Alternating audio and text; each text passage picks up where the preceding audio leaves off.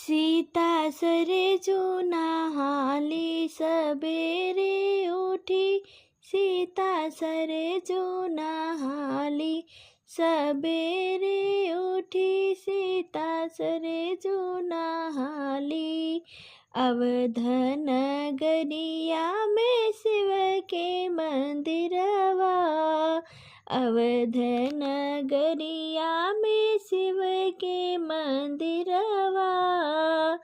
सीता शिव पूजे जाली सबेरे उठी, सीता शिव पूजे जाली सबेरे उठी, सीता सरे जो नहाली सबेरे उठी, सीता सरे जो नहाली सबेरे उठी।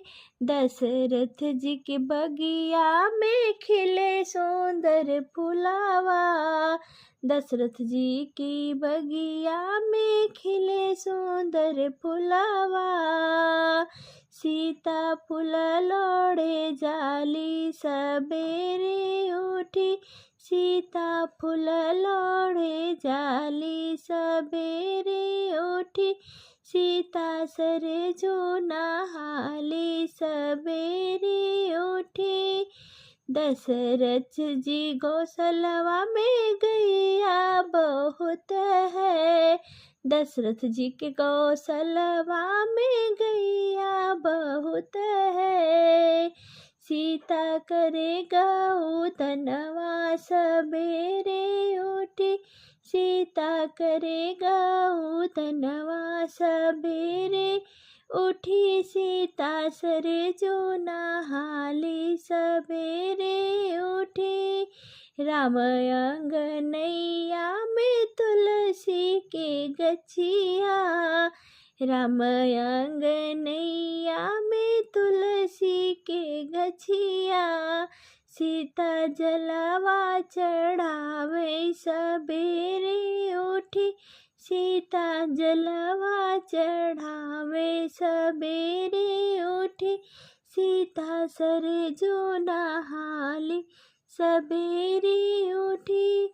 ससुर राजा दशरथ सासु कौसल्या, ससुर राजा दशरथ सासु कौसल्या। सीता जल भर नहलावै सबेरे उठी, सीता जल भर नहलावै सबेरे उठी, सीता सरे जो नहाली सबेरे उठी। सीता के सुहाग श्री राम रघुरैया, सीता के सुहाग श्री राम रघुरैया। राम के चरण पखारै सबेरे उठी, राम जी के चरण पखारै सबेरे उठी, सीता सरे जो नहाली सबेरे उठी। राम रसोइया सीता भोजन बनावै, तुलसी के भोगवा लगावै सबेरे उठी, तुलसी के भोगवा लगावै सबेरे उठी, सीता सरे जो नहाली सबेरे उठी। सबके जेवा के सीता करेली भोजनिया, सबकी जेवा के सीता करेली भोजनिया।